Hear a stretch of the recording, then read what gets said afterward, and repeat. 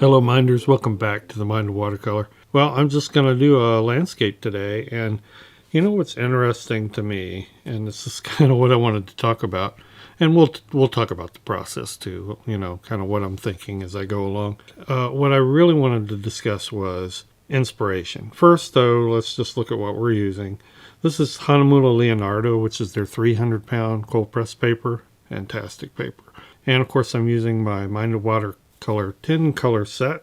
This is my Princeton Neptune 3/4 inch oval wash. That's a good starting out brush for the bigger strokes, as is this 3/4 inch flat by Princeton.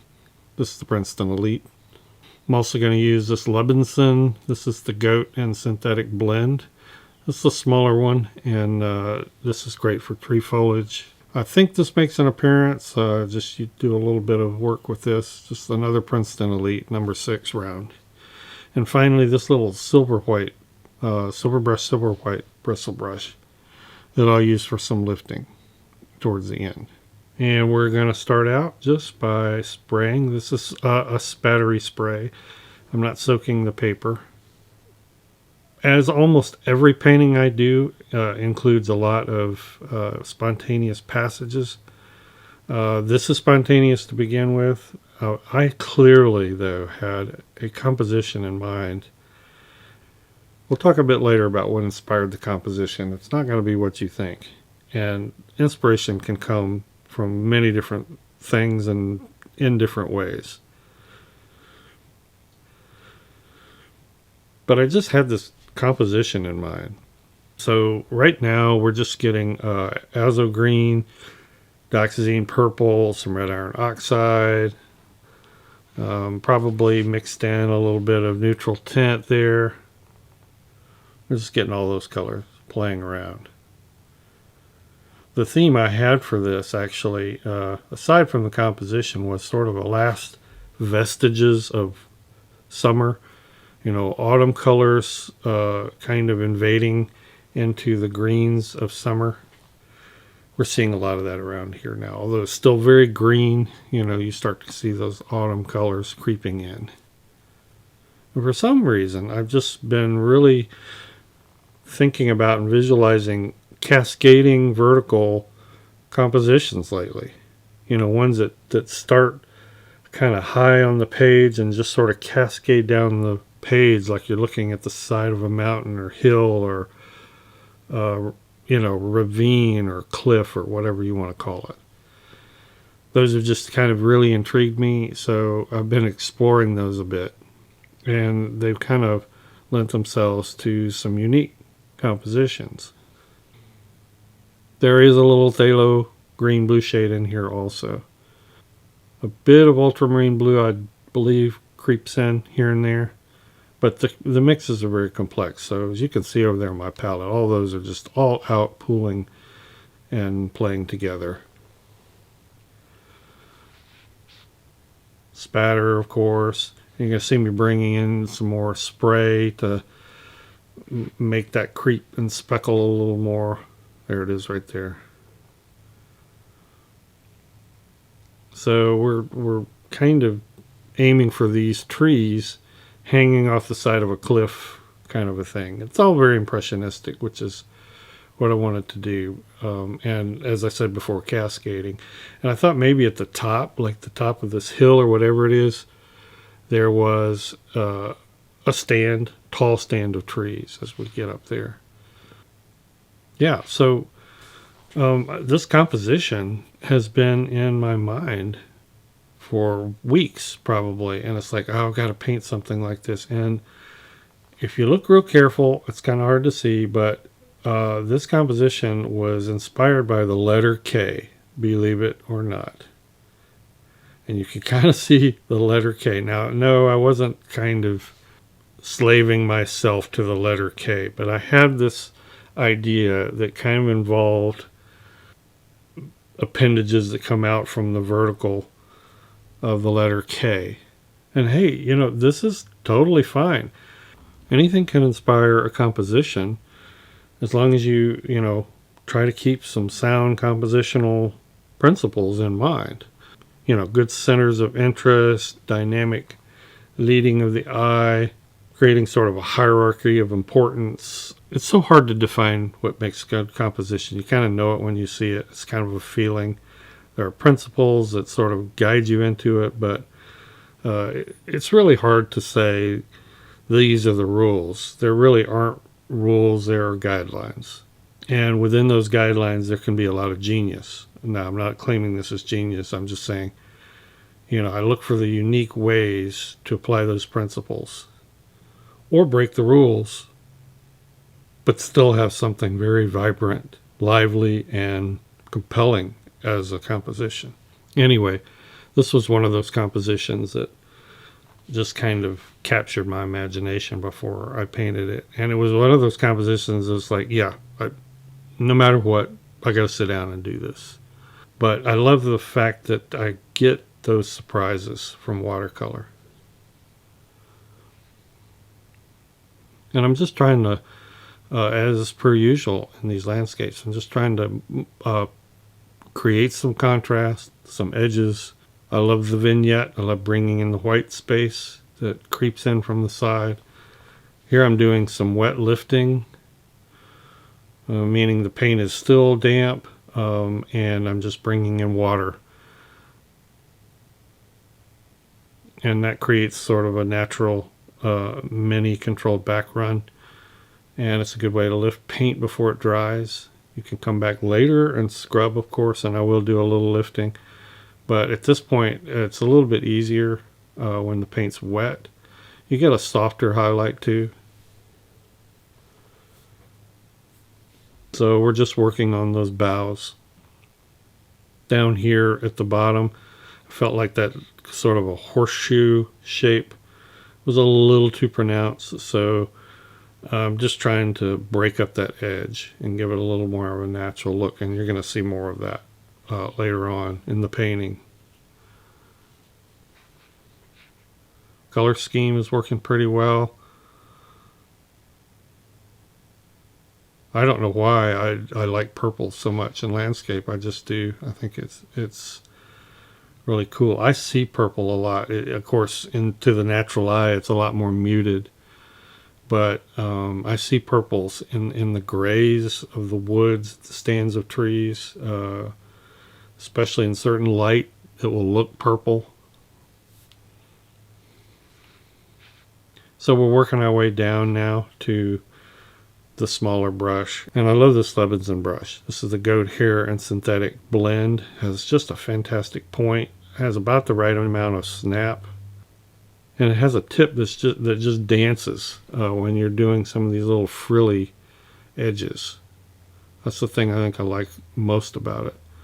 Very similar to you would get to a fine point Kolinsky sable. But that tip just dances, and it kind of makes some really neat little shapes for you.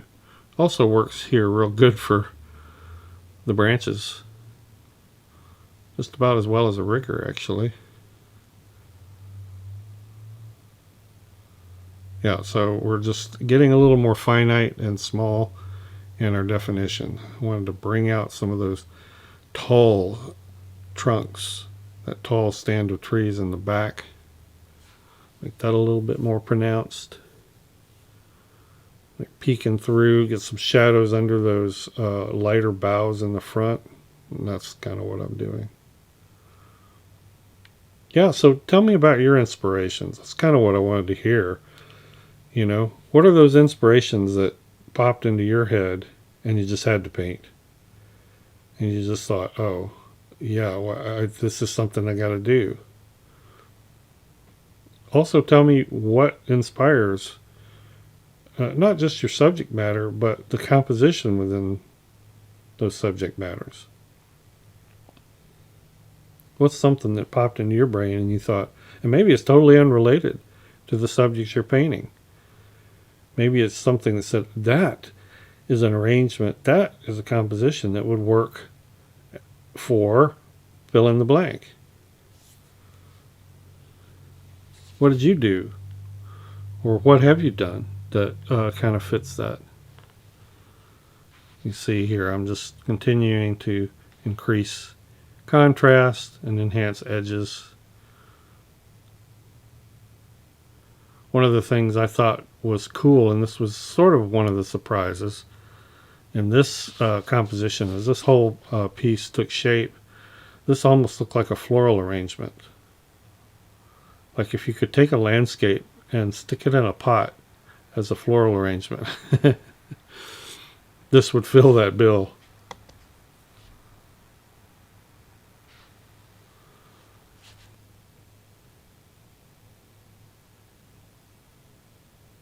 Just more shadows. As I go along, they kind of get smaller and darker. You know, the whole going from big to little principle. So that's kind of what I'm doing. Adding definition here and there. Don't want to add it everywhere. I like some of the soft focus areas.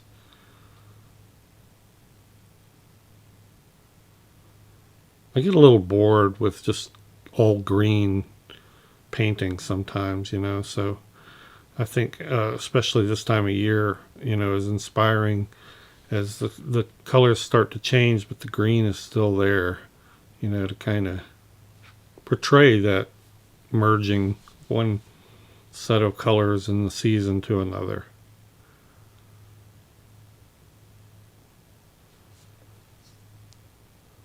One of the things that did bother me a little bit about this as I went along is it just felt too floaty, like the whole thing was just floating a little too much. So you're going to see that I go ahead and I add some sky, I go ahead and add some horizon lines, both a closer one and a further away one, and sort of anchor the corner, and that's coming up. So in order to break up that white negative space down there, which I thought was just a little too bold, I'm just turning it into a little slightly rocky area. It just breaks it up. That's a nice way to lead you in, lead your eye in from the negative space up into the painted area. Boy, that brush is just great for that too. When I paint these little rocky areas, I like them almost to look like they're in a web, sort of crevices, if that makes any sense. The wonderful paper, you know, the Hahnemühle company is almost as old as Arches, and they do it right. For a long time, it was hard to get that paper in the U.S., but they've really been working hard to make it more available. Now I'm doing the lifting with the silver white bristle brush.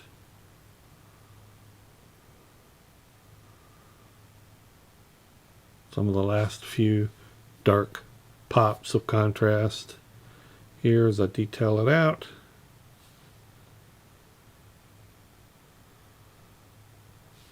This is a light flesh, or a peach, I think. They used to call it light flesh. I think they call it light peach now. It's just a prism color. Anyway, I didn't want to go pure white, and since we have purples and light sort of peachy colors up there, this is nice to define and sort of filigree out some of those foliage edges so they don't quite look so soft and cottony. I wanted to give them a little bit more of an idea that there was branch and foliage detail there. I'm not doing much, just a little bit of sharpening of some of the edges, mostly the upper edges where light would supposedly be hitting. Here I'm just highlighting a branch also, or two.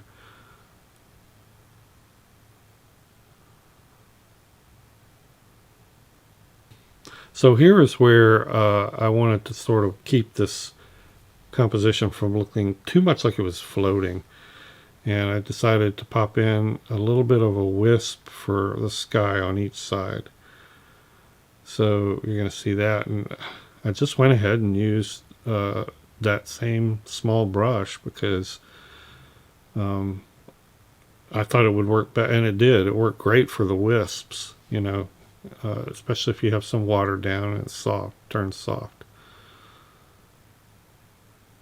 Now, that's one thing you can do is experiment with brush mark making in the same subject. If you paint a sky and you've always painted a sky with big brushes, which makes total sense, by the way, I do that a lot, passages of it can totally change character by switching to a lighter, thinner brush with a real sort of a dancey kind of a point like this one.